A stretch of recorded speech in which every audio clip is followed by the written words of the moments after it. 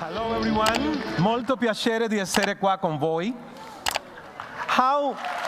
Grazie. How neutrality shapes our happiness. I want to share with you my personal story dealing with the family history of suicides, schizophrenia, depression, mental illnesses, or brain disorders, to be more accurate. And it's a story of struggle to find happiness and personal freedom.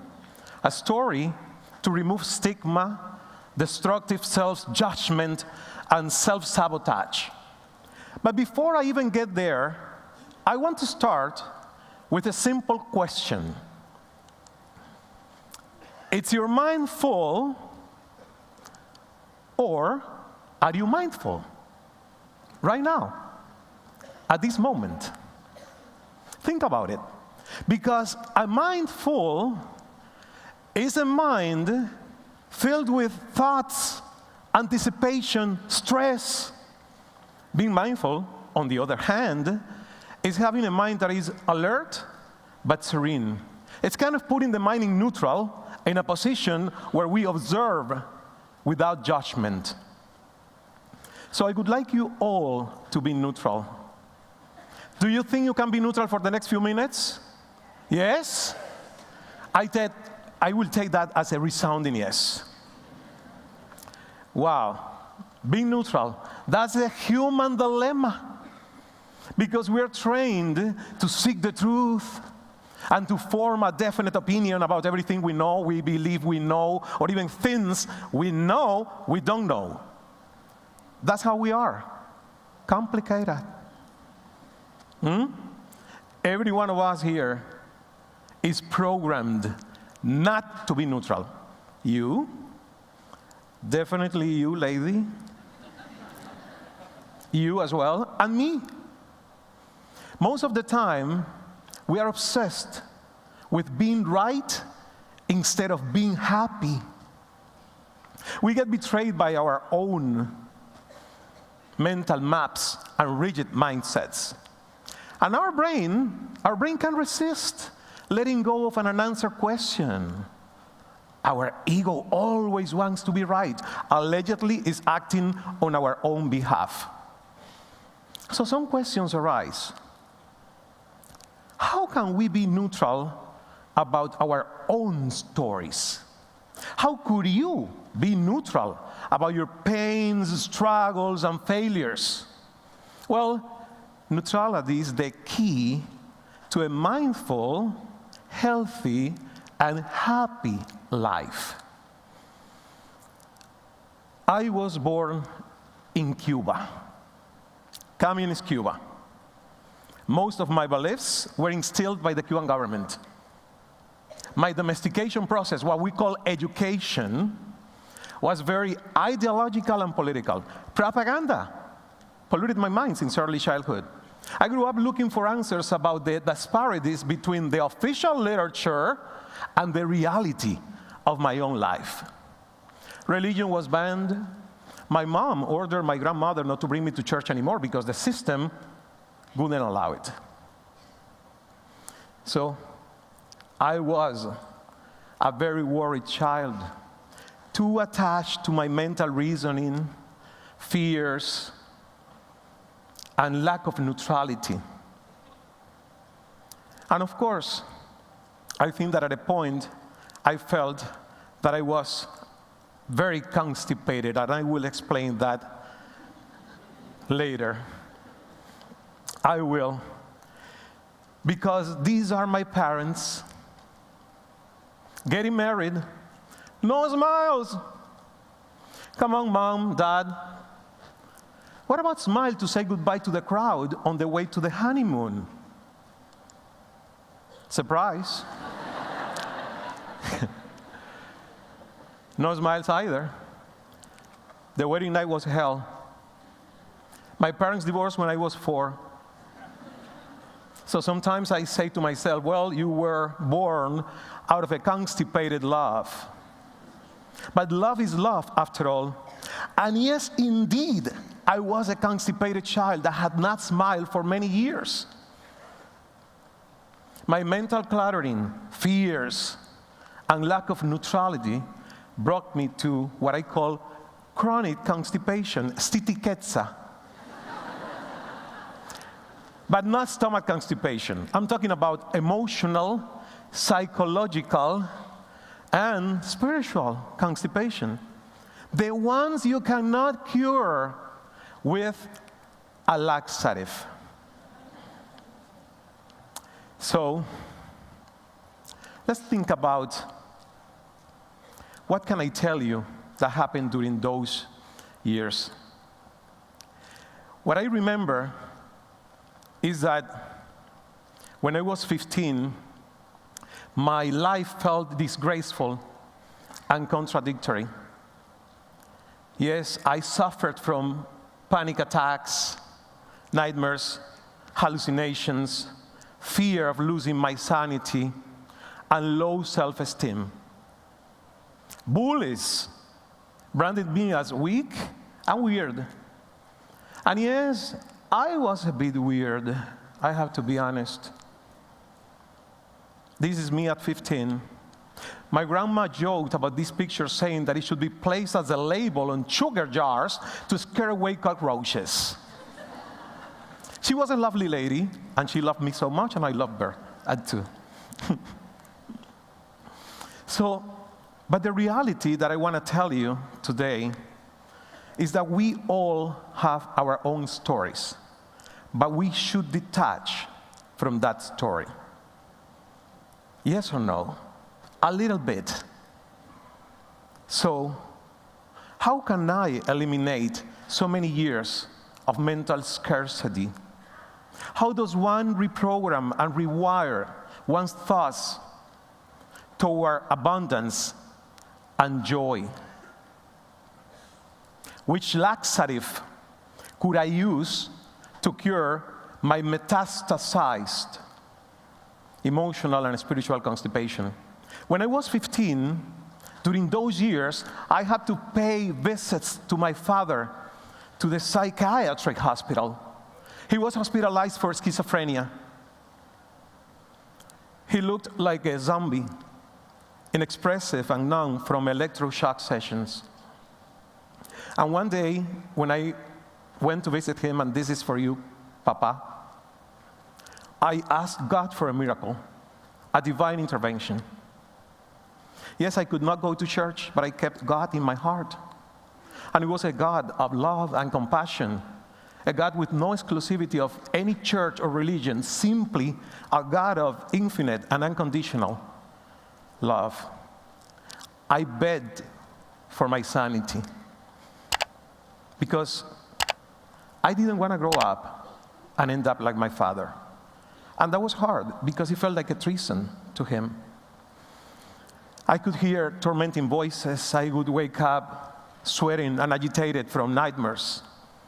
So my mom took me to the psychiatrist, and I was medicated with antidepressants, a pill a day for more than a year, because by then I didn't know better.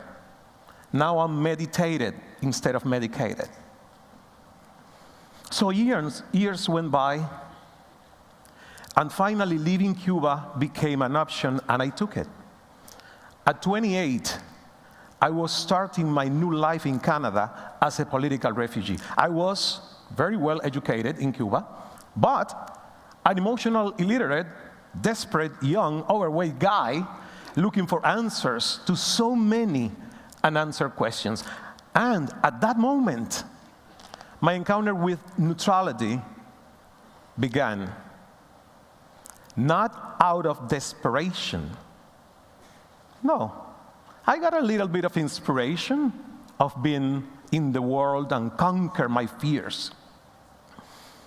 So I want to tell you that neutrality or mindfulness is the way to go to reshape our happiness.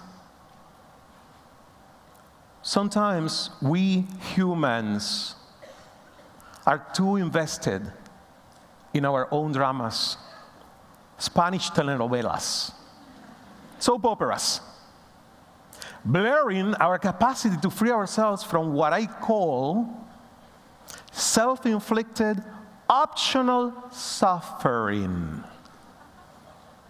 Why? Because you should know this. Pain plus resistance equals suffering. Neutrality has enabled me to separate facts from fiction in a story of victimhood I kept reproducing in my own mind. It was like a mental picture blown out of proportion.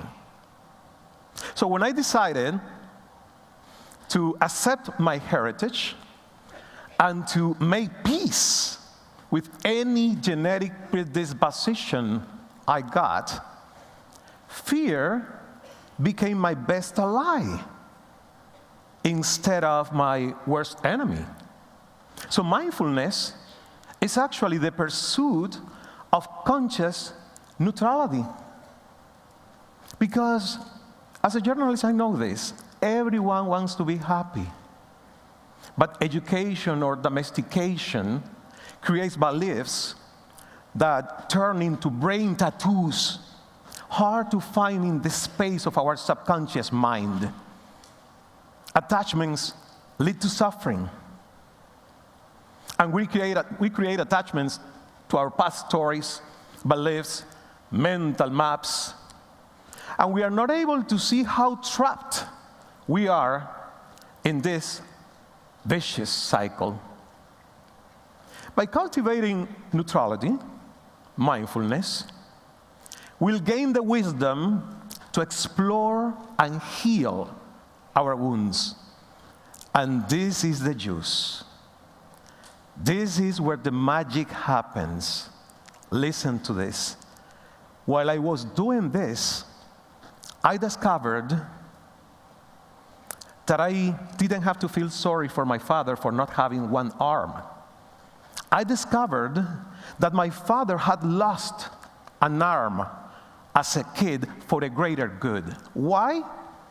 Because if he had kept his left arm, he would have been successful at committing suicide. So God took his arm so I could receive from him the gift of life. And here I am, grateful for everything I had lived. And of course, you can tell me, we can't be neutral all the time. For sure, there are times to stand up and speak out. There are times to set boundaries. There are times to claim your rights, and times to fight for human dignity and noble causes. But still, you can do that in a mindful and conscious way. I have found inner peace by lowering the volume of the limiting voices in my head. Because we spend too much time trying to change the outside instead of improving and optimizing our inner self, our being, the interior. So in my 15 years working as a journalist for CNN en Español, I interviewed hundreds of amazing individuals from all walks of life, and I studied them. And I know for sure that they all achieved success by thinking and perceiving reality in a conscious and mindful state. So I want to share with you 3 ideas on how to become happier and more successful based on personal experience. First, I want you to be aware. Constantly observe yourself. At a conscious level, yeah, it's like having a drone. Because at a conscious level, you are an observer, a powerful one. You are a creator, an ingenious one. Second, be like bamboo. Firm, empty inside, and flexible. Bamboo forests bend together to face the winds and to survive any kind of weather. And flexibility will help us navigate the river of uncertainty. And third, smile. You will remember my name, Ismael. Smile for no particular reason. Would you rather be right instead of happy? That's your choice. But if you want to have a peaceful life, start exercising your smile today. Smiling will become then natural. Smiling is actually the laxative for emotional and spiritual constipation. So transformation is possible. Human mental reengineering is possible. If I'm standing here smiling in front of you in Rome today, it's because detachment and neutrality have helped me to turn scarcity into infinite possibilities. Victimization into mindful exponential leadership, and fear into freedom. We all are masters of our destiny. And I have a dream. And it's a dream of a world